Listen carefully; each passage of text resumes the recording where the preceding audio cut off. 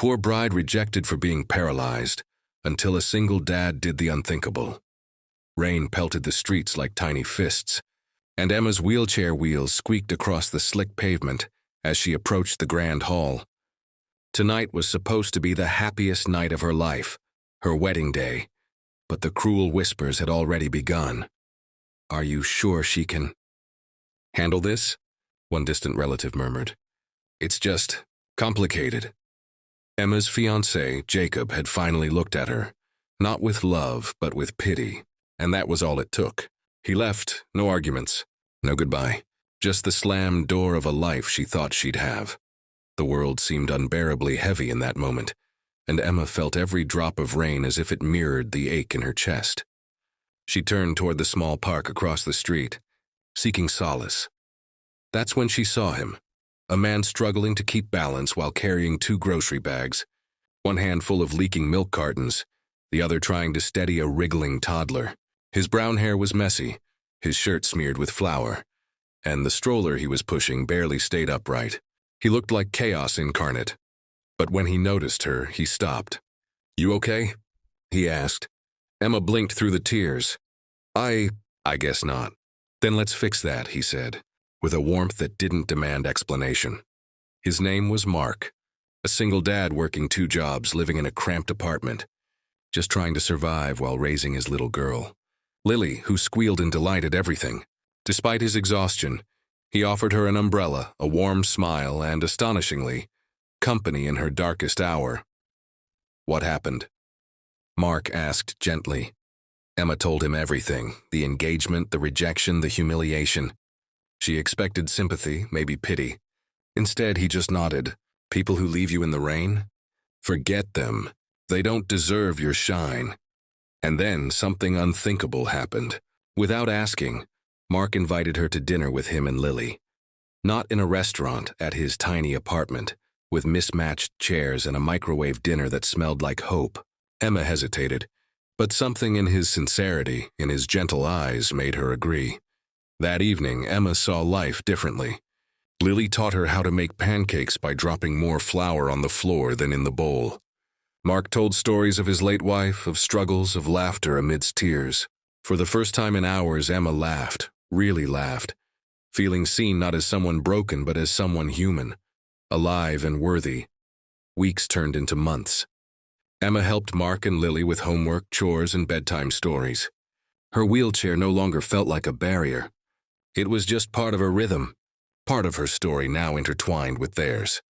Then one evening, after a particularly messy dinner of spaghetti that somehow ended on the ceiling, Mark looked at her exhausted but smiling.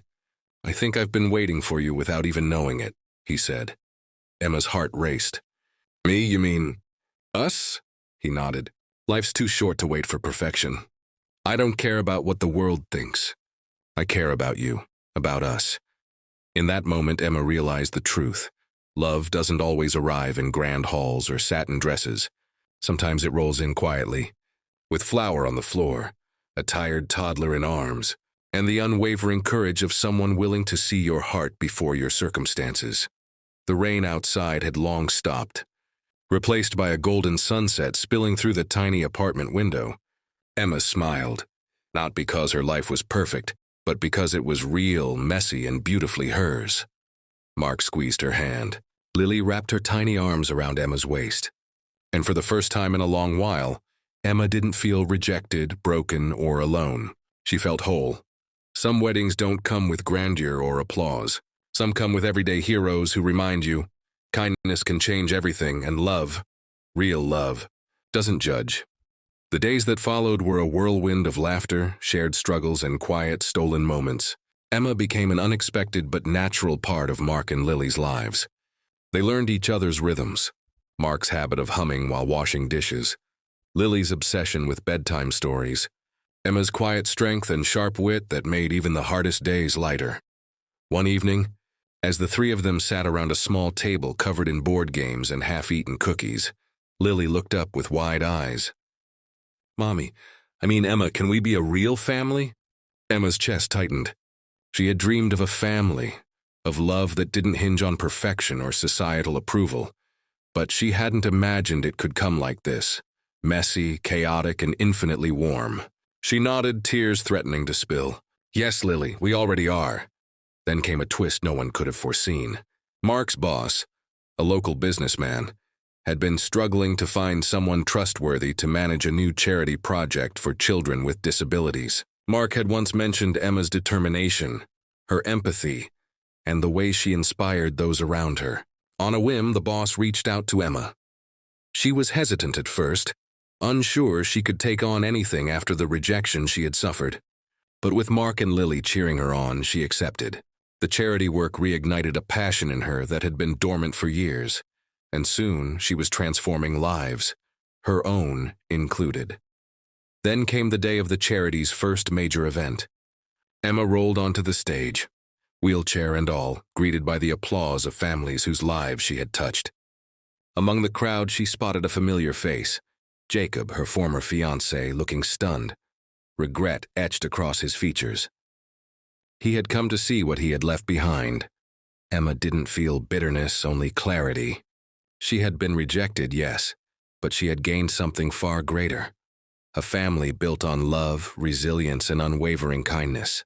She smiled, waved politely, and turned back to Mark and Lily, who were waiting for her with arms open wide. That evening, as they walked home under the soft glow of streetlights, Emma realized the unthinkable had already happened.